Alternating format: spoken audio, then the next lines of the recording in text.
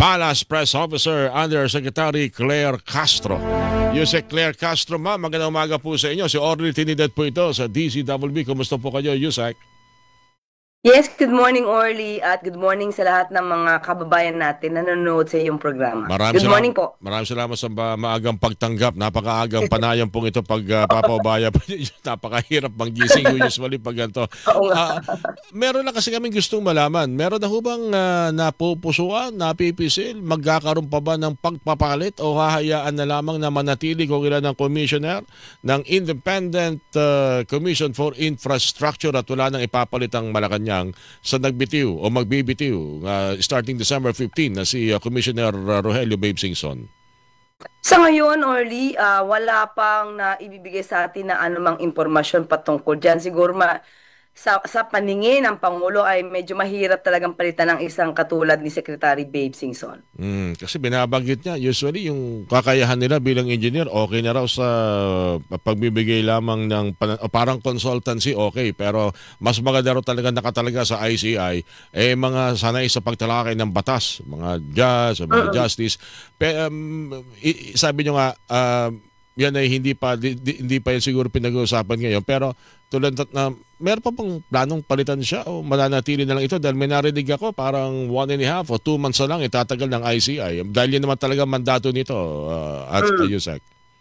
Actually, Orly, hindi pa rin napag-uusapan kung ganun lang kahaba yun. Kasi nakita naman natin na ang laki talaga na naitulong ng ICI. Yung ganun pananaw sa ngayon, hindi pa namin napag-uusapan. Alright. Ano ba talagang kasaysayan ng ICI?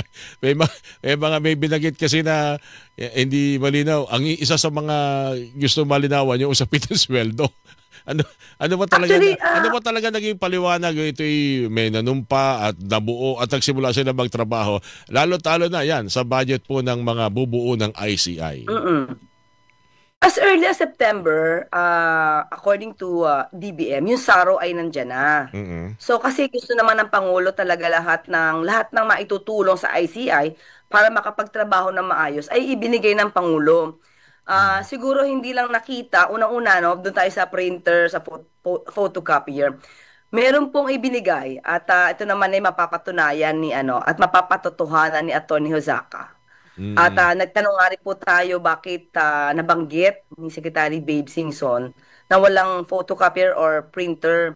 Meron pong ibinigay, 4 po yata, kung hindi ako nagkakamali po, basta may binigay po at mga photocopier na hindi ordinaryong photocopier, pang malaki ang office po yung ibinigay sa kanila, pati laptops. Baka lang hindi po napansin ni Secretary Babe Singson sa sobrang busy po niya. Siguro, baka po may nagpahiram sa kanya, nakakilala, at yun lang napansin niya. Pero meron po. Yan po ay provided po sa kanila. Pati po yung budget po ay nasa account na po ng ICI. Nagkaroon lang po ng konting delay kasi kailangan po kasi ng bank account, yung MDS po. Binigay po yan at kailangan ICI po yung gumawa. At nung naayos naman po nila, yung budget po, dahil since ready naman po, dahil may SARO, na-release naman po yung budget. Yung pinag-uusapang sweldo, kasama rin po yun doon? Yes po. Ibinigay po sa kanila yung budget. Nagkataon lang po talaga yung sa paggawa at mga documents para makumpleto po, para po yung budget ay ma-transfer sa bank account ng ICI. Naunawaan natin na talaga namang kahilingan na rin kasi na agad na bumuo ng Independent Commission. Ayaw na kasi magtagal ng ating mga kababayan ang investigasyon dahil mainit na usapin yung paglantad nung iba't ibang mga impormasyon mula po sa Senate Blue Ribbon Committee, kaya agad na isagawain yan. Pero hindi naman gaano nagtagal. Hindi naman masyadong nabimbin yung ilang dapat na pagdaanan ng pondo, lalo-talo na yung pasweldo. Opo, yun lang nga po talaga. Doon sa pagkumpleto lang po ng dokumento at para sa bank account, doon lang naman po medyo nagkaroon ng delay. Okay. Sila po kasi ang gagawa nun. ICI po kasi ang magpe-prepare po lahat ng documents for that. Isa pa sa binanggit, total na pag-usapan natin mga binanggit ni outgoing Commissioner Singson. Isa sa binanggit yung kapangyarihan ng ICI. Hindi ko lang alam kung applicable pa yung binabanggit ni Congressman Irice na kung maaari, pati nung ilang mga legal luminaries na nakakausap namin, kung pwede pa yung pag-certify urgent, certify na urgent ito ng Pangulo, yung Independent People's Commission at yung mga komisyon na tulad ng ginagawa ngayon ng ICI, gayong ito'y nakapasa na sa first parang first reading. So parang plenaryo na lang yata pareho ng Kongreso, ng Kamara at ng Senado. May plano ba? May kailangan pa bang certify urgent ito o siguro matter of discussion na lang ito sa mga maaring gawin ng Malacanang para ito'y agad na maaprubahan? Yes, Orly. Parang nakikita naman natin kung mabilis naman sila doon, parang hindi na kasi umaandar naman yung mga paggawa at pagbalangkas sila ng bill, di ba? So parang hindi na to eh. Parang mabilis naman po sila. So hindi na applicable na hindi na ito saklaw pa ng hakbang ng Malacanang na i-certify urgent ito, ganun po 'yon. Sa ating pagkakaalam, oo. Okay, siguro dapat na kausapin nila na kung talaga, Diba? kasi parang napakabilis naman nila dininig ito sa first reading. Ay habol nyo naman bago kayo mag-Christmas break. Pwede naman siguro 'yun, Yusak, ano? Yes, tama naman. Kasi kung sa kanila naman nanggaling to at maganda naman na kanila atikain, mapapabilis naman ito eh. Kung nais talaga nila. Hindi na kailangan pang mangimasok na Malacanang. Yes, oo. Tama ka. Okay. Isa rin doon sa nangyayari dahil nga kinakailangan ito para dagdag pangil. Alam niyo nung binanggit niya sa press ko ni Commissioner Singson, ang nangyari, sunod-sunod yung balita na pagtanggin dumalo sa pagdinig ng ICI. Anong pananaw dito ng Malacanang? Lalo na ho yung kumi-question na merong separation of power ho kasi ang ICI at saka ang mga miyembro ng Kamara. At yung isa naman ay hindi pupunta kasi nasa abroad. Ako, baka wala nang dumating ito dahil sa pagkakaungkat ng kapangyarihan na ito ng ICI. Yusak. Actually, ganito yan eh, Orly, no? Ang unang plano ng Pangulo dyan ay nagkaroon kasi ng ad hoc committee na ito. Nung sinimulan yung sumbong sa Pangulo, talaga ng ad hoc committee para mag-imbestiga dito. Kumbaga fact-finding committee to or commission. Pero ang dami kasi ng mga kababayan natin na sinasabi dapat independent kasi baka manghimasok ang ehekutibo ang ad hoc lamang ang nag-iimbestiga. Dahil syempre may involved dito na Department of the DPWH. Di ba? Baka sabihin nila maging bias. Kaya nag-create din ang Pangulo sa panawagan nila ng taong bayan ng isang independent commission. Yun nga yung ICI at ang purpose din ng Pangulo dito ay magsagawa lamang ng isang fact-finding committee or commission para mag-gather ng documents. So tinanong na yan, bakit walang contempt power? Kasi hindi, ang dahilan dito para ikaw ay mag-penalize, ikaw ay magpreso, parusa sa taong hindi aaten. It's just a mere fact-finding para makatulong if ever na kumpleto na nila yung kanilang dokumento, yung mga facts and document, saka ito i-endorso sa ombudsman or sa DOJ.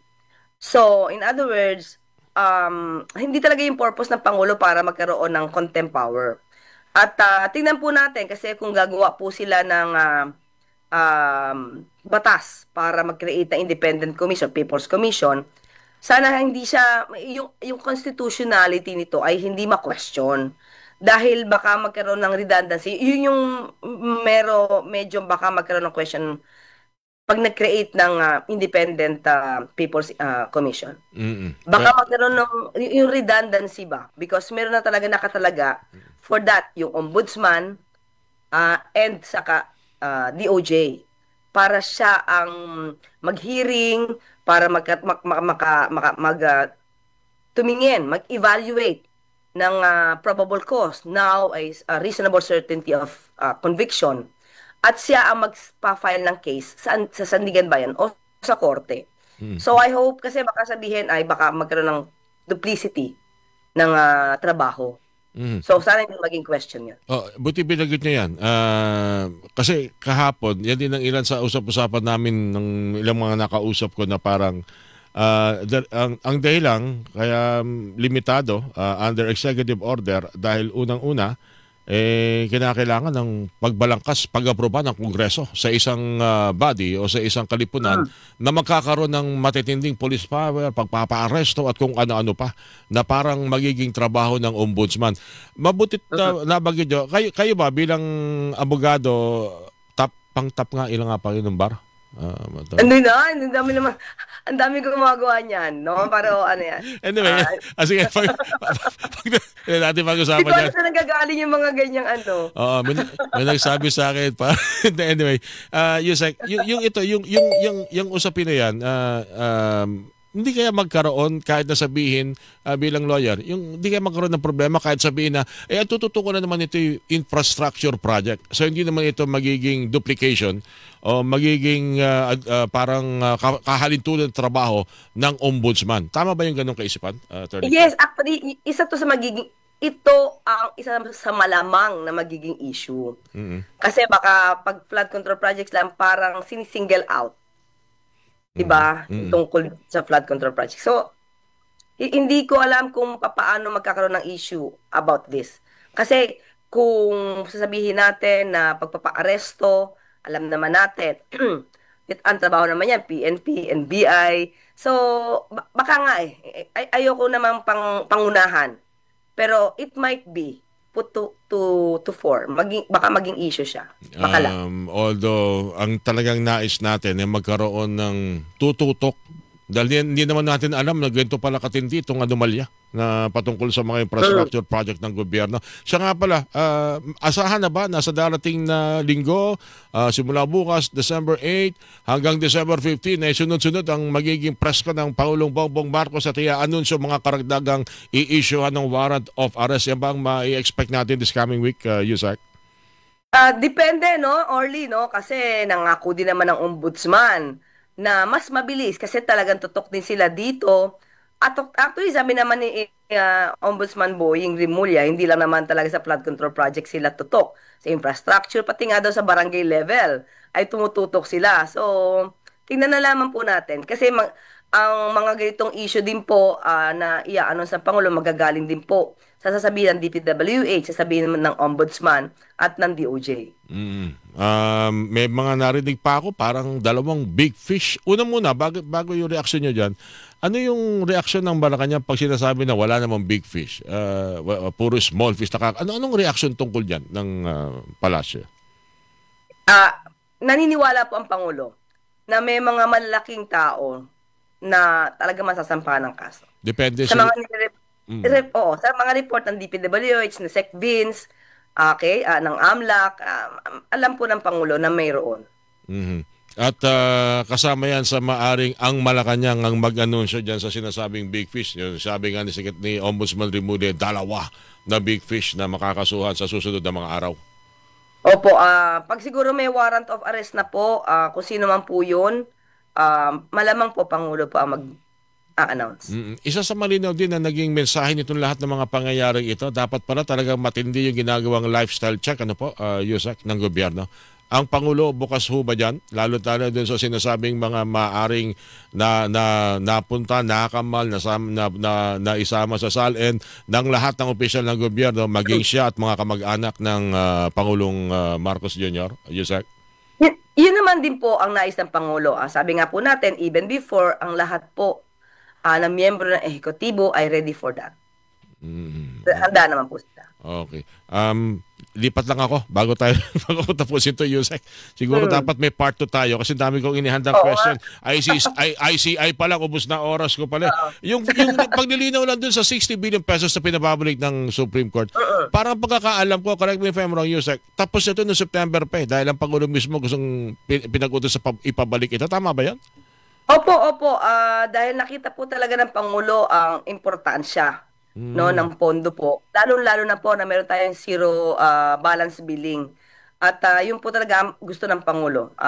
Matulungan lahat ng ating mga kababayan pagdating po sa pangkalusugan na issue. So, asahan po nila. So, parang, at before naman po, ginawa na po ito ng Pangulo. parang malaking bagay na rin pala na nagdesisyon ng korte pero September pa lang talaga pinababalik yan. And in fact, parang may additional pa yata this coming 2026. Parang doble ba yon o mas malaki pa sa doble yung additional na PhilHealth fund galing sa Syntax? Titinam lang po natin, hindi pa po sa akin na ibibigay ko ano yung talagang computation. Pero kapag ka po meron na, i-update ko po kayo. Alright. Yasak, ako'y napapasalamat sa binigay ng pagkakataon. Nakala ko talaga di ka namin makakausap kasi may nanawagan na huwag ka raw i-carry sa mga, mga balita eh. Nabalitaan niyo ba yun, Yasak? Yes. Ang mahirap naman noon, hindi na malalaman ng mga tao yung katotohanan kapag ka hindi tayo kineri, di ba? So, kailangan naman talaga makita ng tao. Wag yung puro fake news. Ang hirap maging source ng fake news eh. So, dapat yung ano yung katotohanan kung ano yung nasa records. Mahirap pagsalita lagi sa isang interview na yung ikaw pala, no? Siya pala yung nagiging source ng fake news. Mahirap yun, Orly. Alright. Yasak, maraming salamat at good morning. So, ulitin po, ma'am. Good morning po sa inyo. Yes, of course. Maraming salamat, Orly. At good morning po sa lahat ng ating mga kababayan. Mga kapuso, Palace Press Officer, Undersecretary Claire. Hilingan, walang pinopro.